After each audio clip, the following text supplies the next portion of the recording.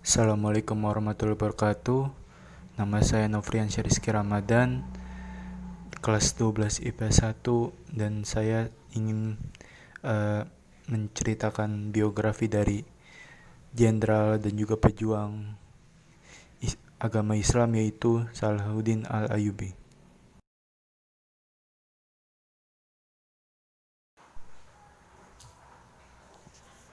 Masa kecil Salahuddin Al-Ayyubi.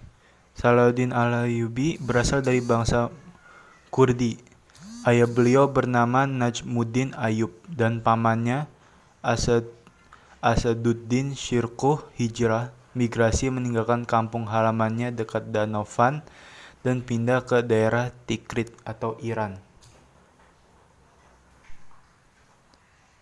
Salahuddin lahir di benteng Tikrit, Iran tahun 532 Hijriah atau 1137 Masehi, ketika ayahnya menjadi penguasa Seljuk di Tikrit. Saat itu baik ayahnya maupun pamannya mengabdi kepada Imaduddin Zanki, gubernur Seljuk untuk kota Mosul, Irak. Ketika Imaduddin berhasil merebut wilayah Baalbek, Lebanon tahun 534 Hijriah atau 1139 Masehi, Najmuddin Ayyub, yaitu ayah Salahuddin, diangkat menjadi gubernur Baalbek dan menjadi pembantu dekat Raja Suria Nuruddin Mahmud. Selama di Baalbek inilah Salahuddin mengisi masa mudanya dengan menekuni teknik perang, strategi maupun politik. Setelah itu, Salahuddin melanjutkan pendidikannya di Damaskus untuk mempelajari teologi Sunni selama 10 tahun dalam lingkungan Istana Nuruddin. Penaklukan Yerusalem. Kisah dimulai ketika Salahuddin Al-Ayyubi berhasil mendirikan dinasti Ayyubiyah di Mesir menggantikan dinasti Fatimiyah. Kisah keberhasilannya menyebar kemana-mana. Satu persatu wilayah di sekitar Mesir jatuh, demikian juga dengan wilayah di sepanjang pesisir Laut Merah dan sebagian Jazirah Arab, bahkan hingga Damaskus di Syria. Penaklukan Syria ini dilakukan setelah pada tahun 1174. Nuruddin, atasan Salahuddin sebelumnya di Damaskus, meninggal dunia.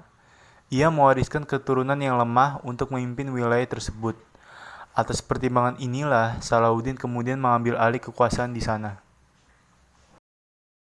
Di Mesir sendiri, basis kekuatan Salahuddin terus disempurnakan. Salah satu ancaman terbesar setelah jatuhnya dinasti Fatimiyah adalah dari kelompok asasin yang masih menyimpan amarah atas jatuhnya dinasti Fatimiyah.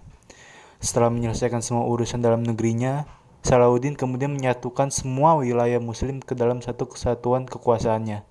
Sehingga untuk pertama kalinya setelah cukup lama berlalu, umat Islam di wilayah barat dan Afrika berada dalam satu naungan kekuasaan yang solid.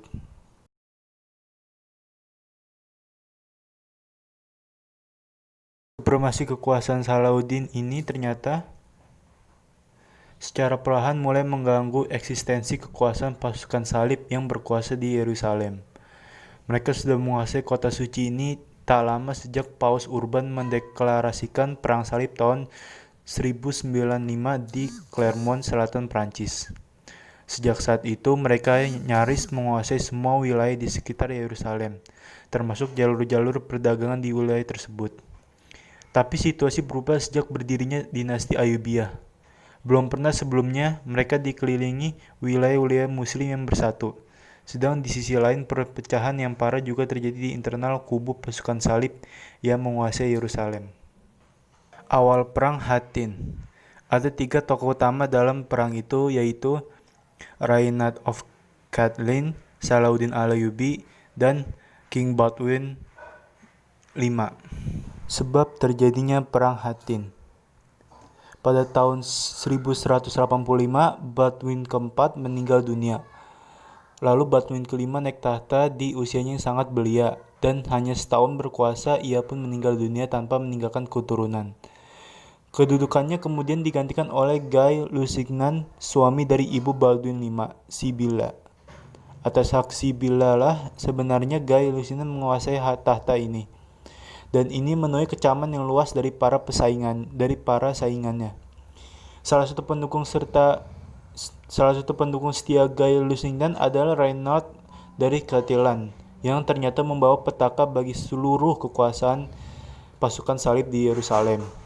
Ia dengan sengaja melanggar perjanjian antara Salahuddin dengan Batu keempat dengan mengganggu kaum muslimin yang berangkat haji. Perang Hattin. Setelah perjanjiannya dilanggar, Salahuddin Ayyubi langsung bergegas menuju Yerusalem. Pada tahun 1187, ia bergerak dengan kekuatan sekitar 30.000 pasukan infanteri dan 12.000 pasukan kavaleri menuju Yerusalem. Sedang pasukan salib yang ada di Yerusalem waktu itu diperkirakan hanya berjumlah 20.000 personil. Secara taktis, sebenarnya pasukan salib mudah untuk memilih strategi bertahan di dalam benteng Yerusalem sebagai cara terbaik bertahan hidup. Hanya anehnya mereka memilih untuk menghadapi pasukan Salahuddin di luar Yerusalem dan keluar dari benteng-benteng mereka. Bahkan diceritakan mereka keluar tanpa persiapan yang matang dan dengan logistik yang terbatas. Setelah berjalan 1 hari penuh, pasukan salib akhirnya bertemu dengan pasukan Salahuddin di wilayah perbukitan yang dikenal dengan Tanduk Hittin. Sekarang wilayah ini terletak di kawasan Tibras, Israel. Tanpa persiapan yang matang ditambah minimnya logistik yang dimiliki dan jumlah pasukan yang terbatas, mudah sekali bagi pasukan Salahuddin menghancurkan pasukan salib.